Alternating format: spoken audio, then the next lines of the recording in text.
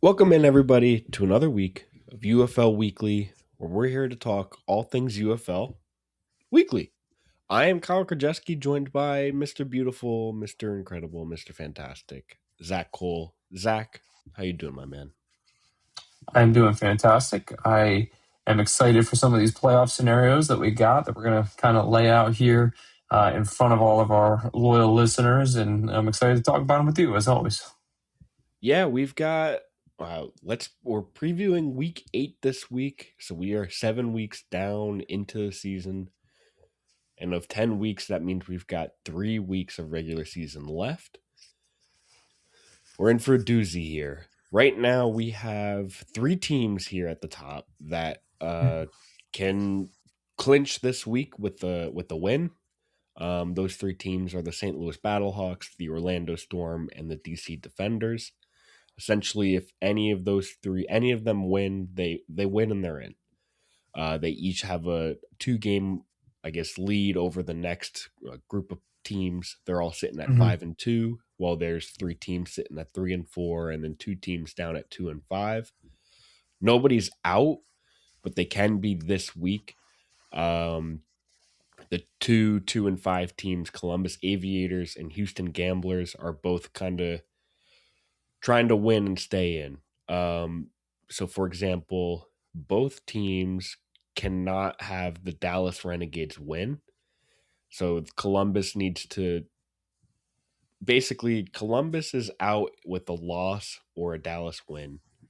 Houston is out with um, a loss and a Louisville or Dallas win. Okay, so sorry, I'm trying to read this again.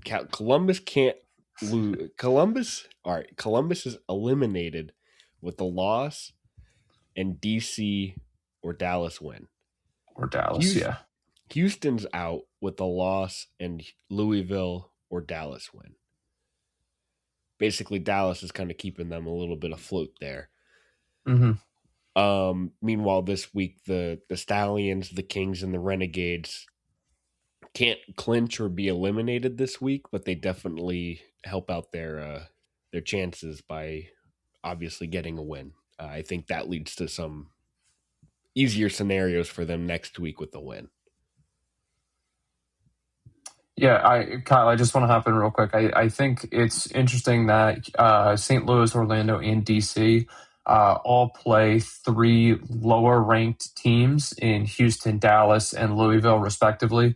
And all three of them technically could win their games, and as a result of such, could clinch playoffs this week. So we could be looking at going into week 9 with three of those four playoff spots filled, and then the remaining 5 teams jockeying for that final spot, which would make for a really, really kind of exciting last 2 weeks and all kinds of scenarios and stuff. But I almost partway, I'm hoping for a world where maybe one of those top 3 teams loses and kind of keeps 2 open spots available, or the ultimate chaos situation is maybe all 3 of those teams lose and we have a complete shuffle of the cards for all 4 of the spots, which would be pretty cool as well. I mean, granted, one thing we do need to consider still is even if all 3 of those teams do win, will still be jockeying for higher seed position and all of that stuff as well, moving forward into the next or the last 2 weeks. But we've seen in the past few years, sometimes teams value that, sometimes teams don't value that. So it'll be kind of interesting to see where things go with 3 weeks remaining. Yeah, and pretty notably here, I think it'd be. I mean, it's really interesting that nobody's out yet. We Mm-hmm. have 2-5 teams that could still, hey, maybe they pick up steam here in week 8. Maybe we see a full run of the table week of all we'll call them the underdogs, the Mm-hmm. lower win teams getting their wins and staying in the race. It's notable too here that Dallas started the season 3-0 and is now on a four game losing streak, Mm-hmm. putting them there at 3-4 towards the bottom here of this list. Meanwhile, Louisville has flipped from a nearly dead 2-4 season to now they're coming right off of a really strong win against DC, and now Mm-hmm. I mean, they're still sitting at 3-4, but I mean, facing off against DC again this week, they could be looking at that game and be like, hey, let's double down and keep this going. It's really interesting. Love that we've got, I guess, a solid race here coming into the final weeks here.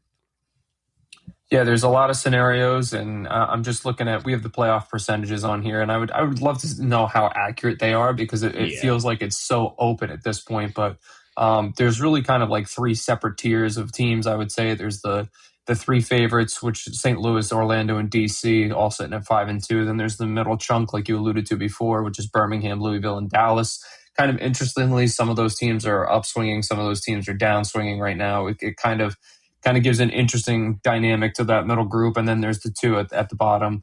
And all three of those top teams are at, according to our sheet here, at 90% plus to make the playoffs. The middle groups are all in the roughly 30%, which I feel like is almost more 50%. Maybe it's 30% because they're all potentially jockeying for that one spot and they're all splitting that percentage three ways. And then the final two teams are just at 6 and 9%. Um, uh, Sitting at 2-5 on the season. So it's just kind of interesting looking at these playoff records or playoff percentage chances to qualify, and just thinking, what are these guys thinking going into these games, and how is that affecting the way that they're playing in these matchups? So just kind of a lot of interesting stuff here in an 8-team 10-week league where you kind of got to go. You can't wait for things to fall into place. You got to be on your business and getting things done right away. So a yeah, lot of, and lot of interesting storylines.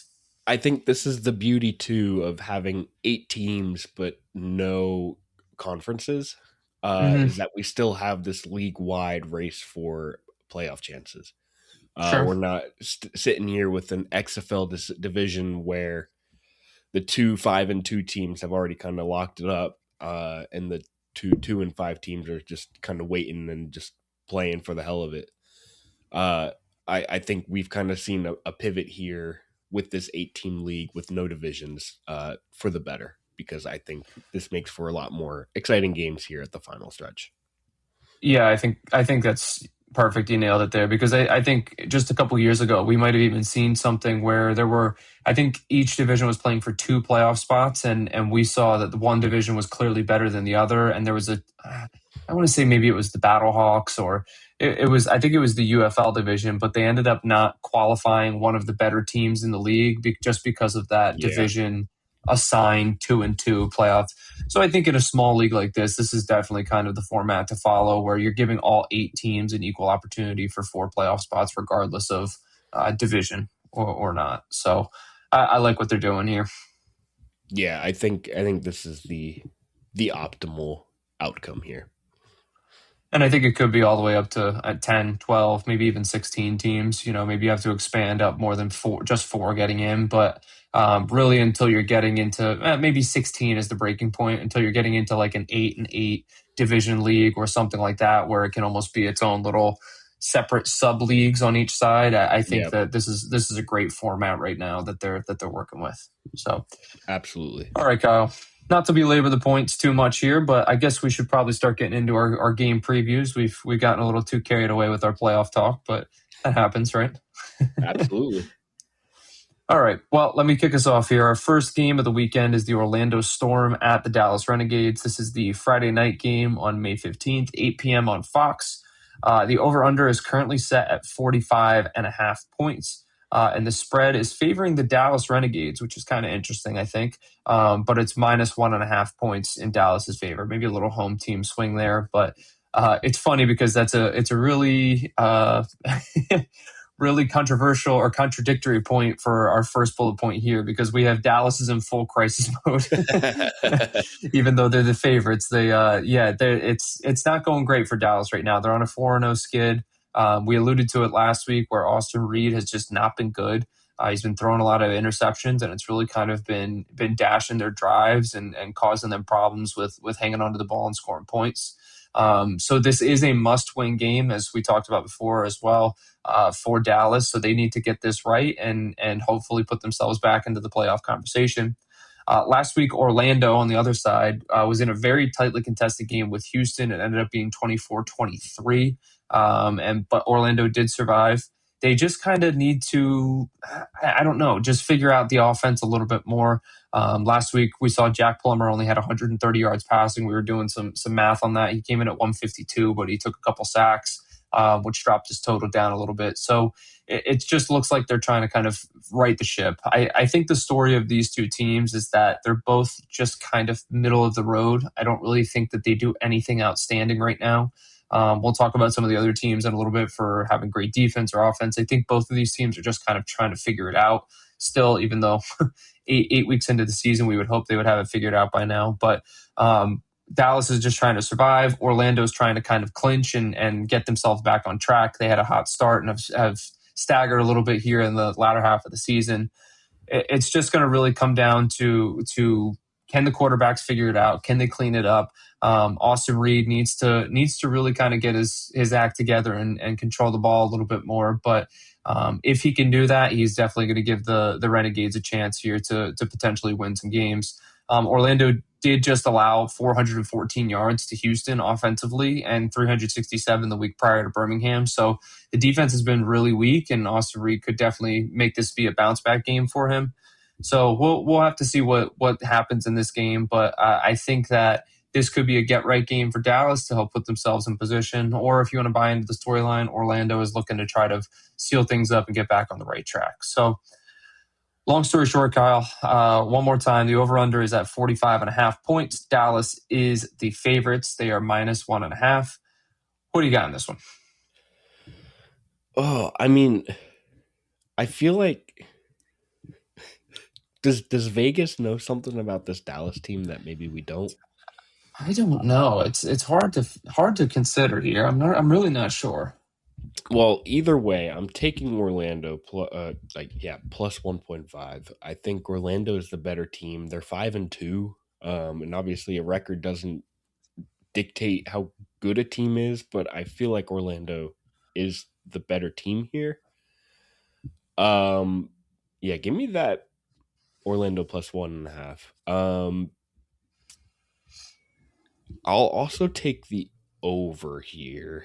I feel like this is gonna wind up being like both teams score in the 20s, and we see like a 47-point outcome. It just gets over. Yeah. Yeah, yeah, maybe like a 46 total. Just past the over, but yeah, I'm feeling a little bit of an overage here. What you got, brother?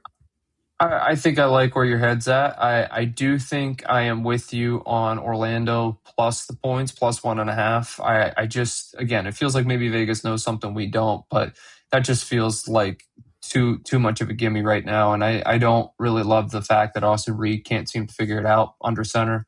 However, I am going to go opposite of you here, Kyle. I am going to take the under. I know it's not really a great point strategy here, but I'm just taking a look. If they would have played each other every other week so far this season, if you add up their totals, I have it only 1 week as I've gotten to so far would the over have hit. I got 30 points in week 4 between the two. Week 3 is the only one where they would have combined for 57 total points. Let me see. There's a 50. I'm disproving my theory now. You know, I'm just going to stick with the under. I think off the last 3 weeks, they've both kind of been struggling on offense a little bit. So I'm just going to go ahead and go with the under. If nothing else, it gives us a little bit of different horses in the race. One thing to note: the Dallas Renegades surprisingly have Deontay Burnett and Day Day Hunter, wide receiver Burnett, running back Day Day Hunter. Both do not practice for the past 2 days. Odds are they do not play in this game. Odds are that way at least. Deontay Burnett, one of the, I guess, what is he? Sixth on the team in receiving yards, but a notable receiver there. And Hunter is the leading rusher on the team. So something to consider there, as Orlando seems to be entering this at somewhat full strength. Yeah, Hunter's also fifth in the league in rushing yards on the season. So definitely a big star there. If it looks like they're going to turn to Ellis Merriweather, if Day can't go. Yeah. All right. Next game here, we have a Saturday, May 16th at noon game, a Mm. rematch, week later rematch. I think it's exactly a week. I think they played at noon this past week as well. Uh, DC Defenders head into Louisville against the Kings. We saw this exact same matchup last week where the Kings completely upset the Defenders 30-13. The spread on that game was DC minus 10. Shocking.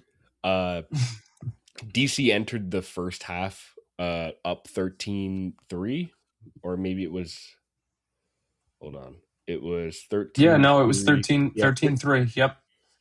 or no, wait. 13-10. 13-10. They scored Louisville scored at the last in the last minute. That's right, right before half. Yep, right before half. But that touchdown there before half was part of a 27 unanswered points that DC just couldn't answer.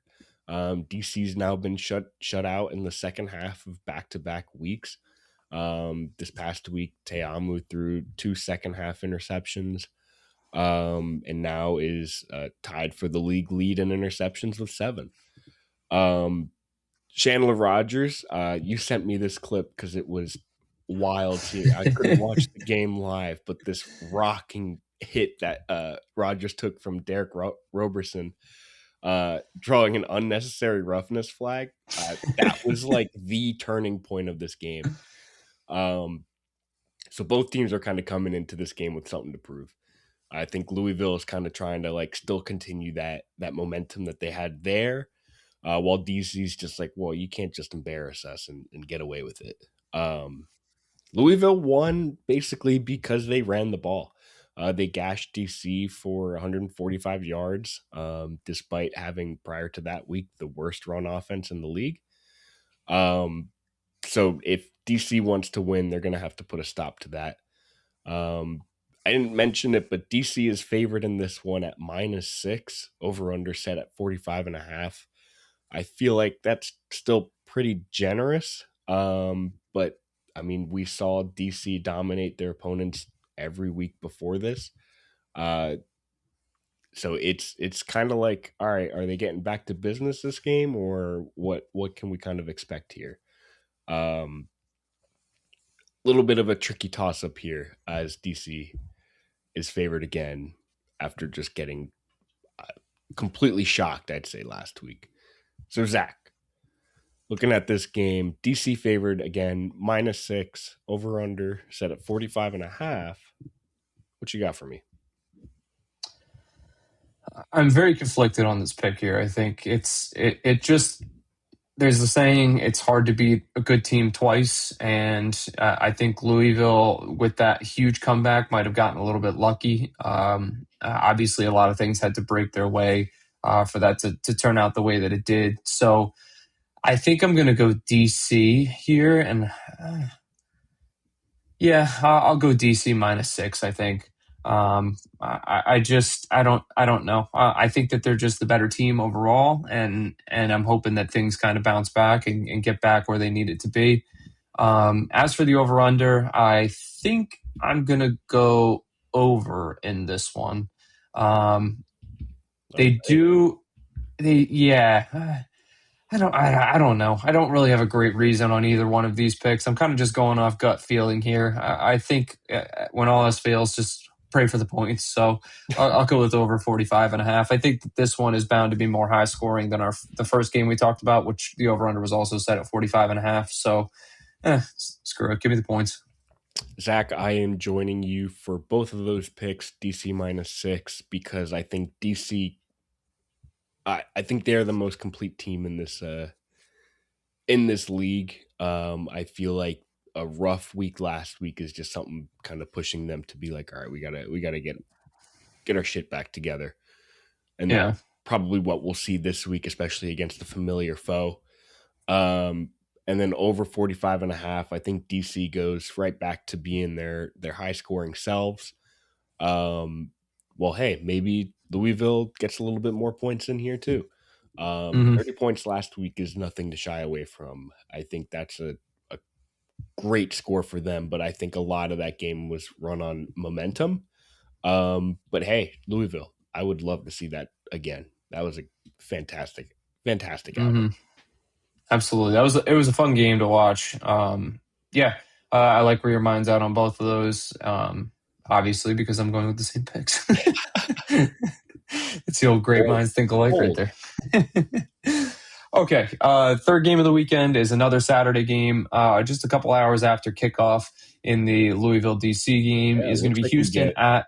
game end right into the next one. Sick. Yeah, it's not a bad thing. The old three hour game right into the next one. It's perfect afternoon. So this is the Houston Gamblers at the St. Louis Battlehawks. They are indeed going to the Battledome, which is going to be tricky for Houston here.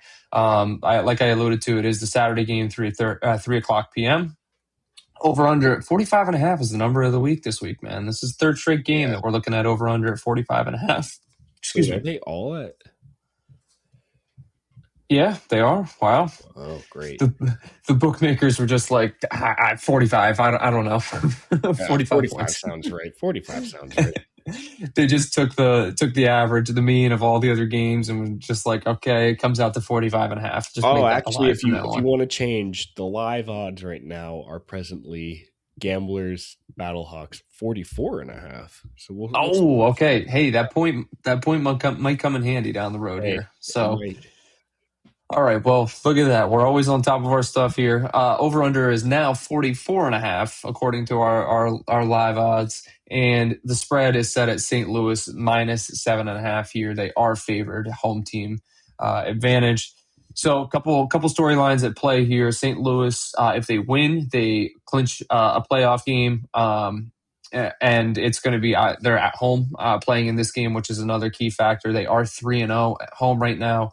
Crowd is definitely a big factor in this one, and always make their home games a difficult place to play.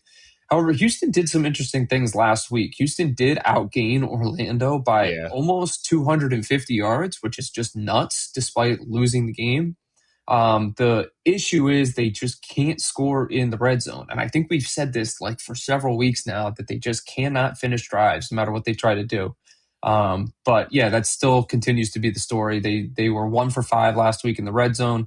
They kill it from the 20-yard line to the 20-yard line, and then they stall in the most important part of the field. So, again, we talked about it all season long. It's just become this reoccurring issue for them that they need to sort of figure out.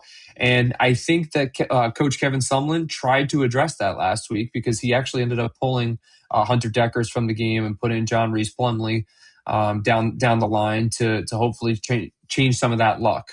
We saw Deckers had most of the snaps in the game and went for 268 yards, but he did throw a pick six that was pretty important to the outcome of that game.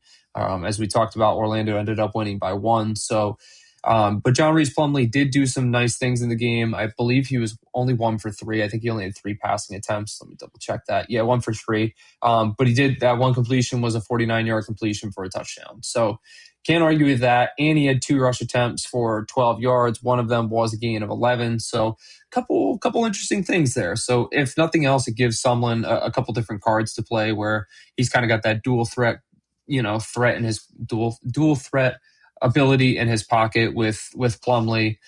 Even Deckers ran the ball a little bit last week, but he's more of a pocket passer. So just kind of 2 different things. If nothing else, it gives St. Louis a little bit of a headache to have to game plan for.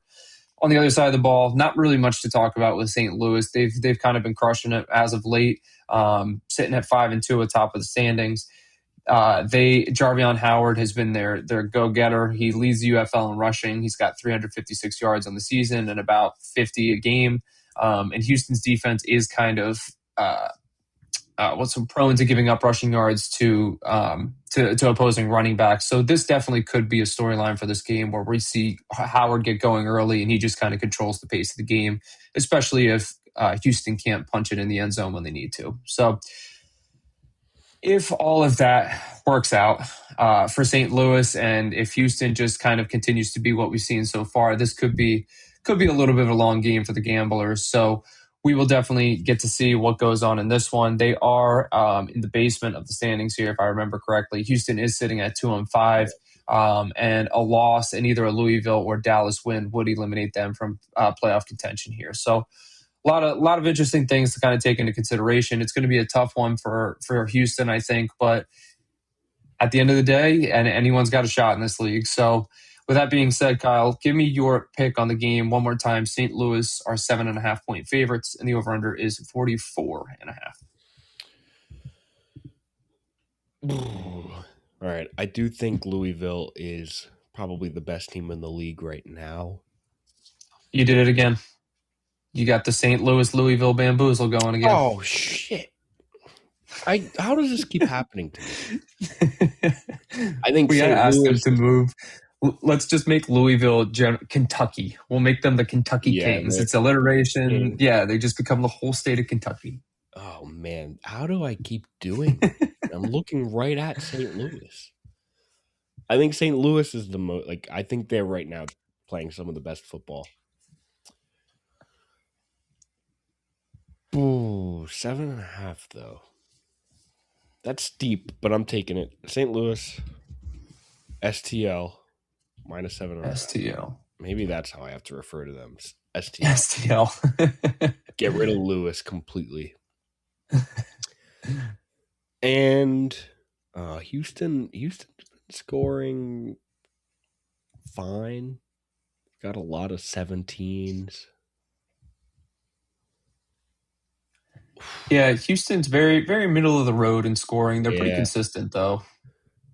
Yeah, they've got a 7 there, a I see 22, that a week three, another 7. 17. They're like constantly scoring 17.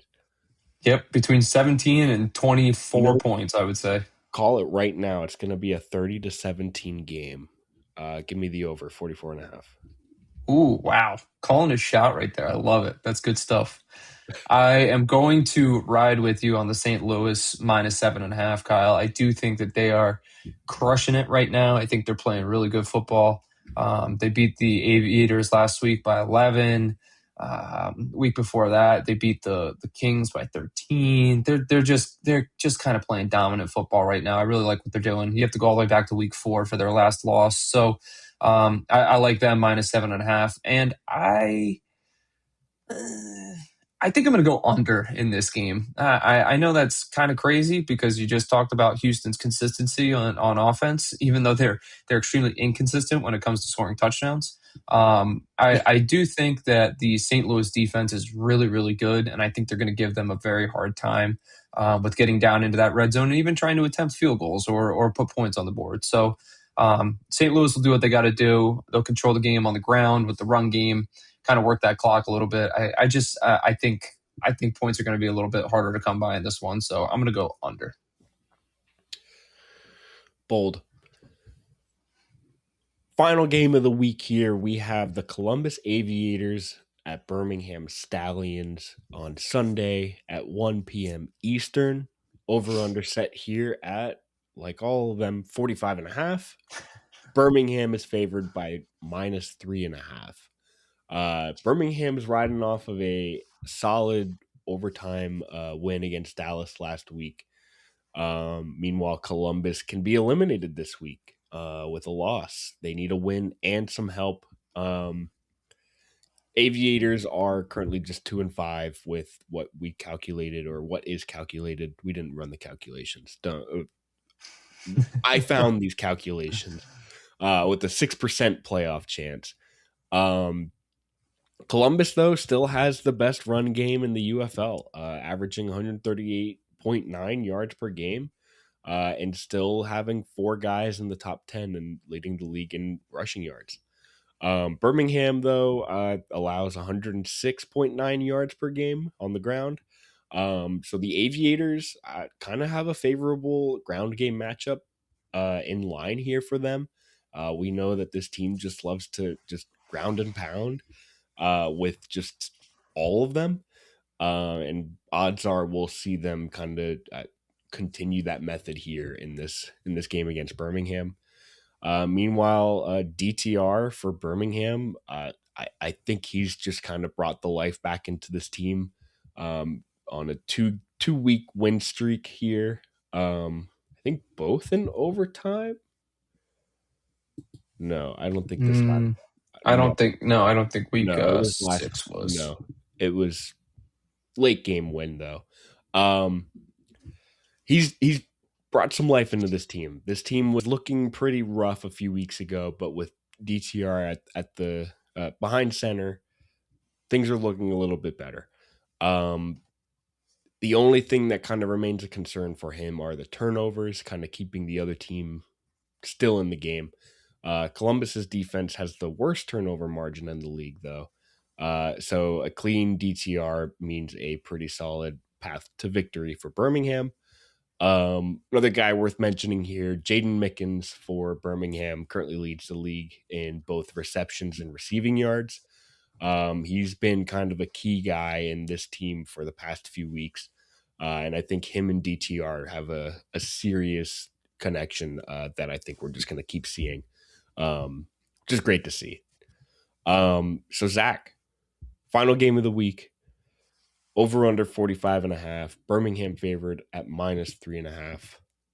What you got? Yeah, I don't think I'm going to overcomplicate this too much. I mean, early in the season, DTR was my guy. He's getting his opportunity here in Birmingham, and it's clearly panning out. I think they're letting him fly, just kind of do his own thing, and it seems to be working out pretty well for them. So I'm going to go ahead. I'm going to take Birmingham -3.5. I do think that they're pretty clearly the better team here. I do worry a little bit about that Columbus rushing attack that you alluded to. It's kind of interesting that they have the most rush yards in the league per game, but you said also they're splitting it 4 ways, which is kind of crazy. So even though those guys are in the top, all in the top 10, it's not adding up to be one guy. But if it was, they would probably be the leading rusher in the whole league. So interesting there. But I do think Birmingham, just that playmaking ability of DTR, hitting Jada Mickens when it matters. Those things kind of really stick out to me, and I think that's going to lean me towards Birmingham -3.5. As for the spread here, I'm feeling unders this week. I don't know why. I don't know why it's speaking to me, but I'm just thinking under 45.5 in this one. Feels pretty safe to me. Again, don't really have a great reason. Birmingham seems to be scoring pretty consistently, but I don't know. Columbus scares me. I feel like they're just a little volatile, and I just don't love this matchup for them. So I'm going to go ahead and go under. All right.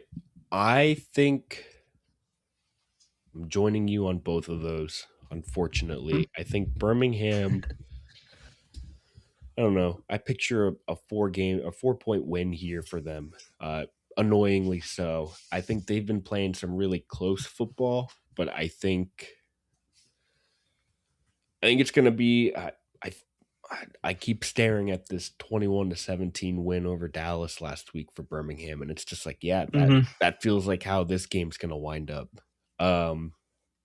It feels like the Birmingham style of football currently is just keep it close and just win it when we can. And quite honestly, I don't see why that won't be the case this week, especially against a Columbus team that is just going to kind of control the ball as best as they can on the ground and run the clock. And Birmingham just kind of keeps the lead and stays there the entire game or has to come back in the end. But I think Birmingham's got this win by 3.5, but we keep it under 45.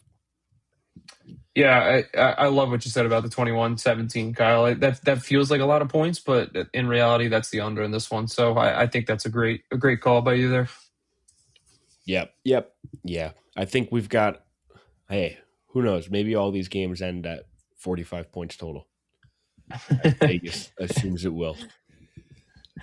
But that'll do it for us this week. Talking all things week 8. Please let us know if we've missed anything. Did we forget your favorite player? Let us know. If you want us to call out a single player, we'll talk about him next week. I want to hear who your favorite player is.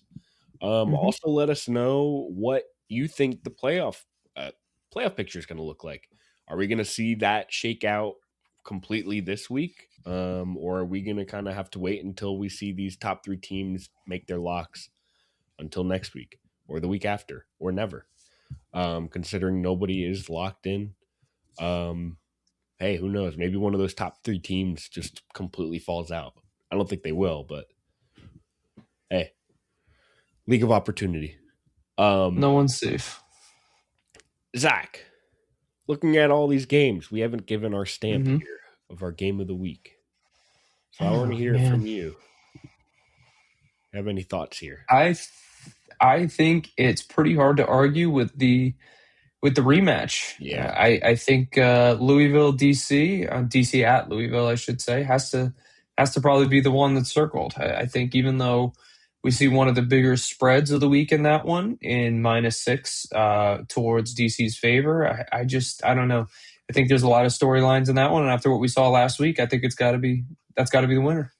Yeah, I think it's definitely the most exciting one. I mean, to beat a team 30-13 when you were, I guess, not favored to win by 10, Hmm. um, and then get to see them again next week. It's just like, and they still be favored by 6. It's like, all right, like there's something's got to be proven here, or Yeah, we see it completely definitely. swing the opposite direction. But I think either way, we're going to see an exciting matchup there.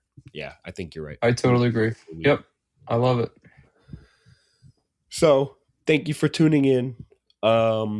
Let us know what your playoff picture looks like. And continue to bully us for picking the wrong teams. Just please know that we both picked St. Louis to win this week. I had to make sure it was St. Louis, not Louisville on that one. Not Louisville. Yes. Not Louisville. STL. But thank you for STL. tuning in. Thank you for being here. If you're watching us, you can find us wherever you get your podcasts. If you just wanted to listen to us, if you're listening to us, you can find us on YouTube to see our beautiful faces here. We are UFL Weekly wherever you want to consume us. But again, thank you for tuning in. We'll talk to you next week to talk week 9. This was week 8. Thank you. See ya.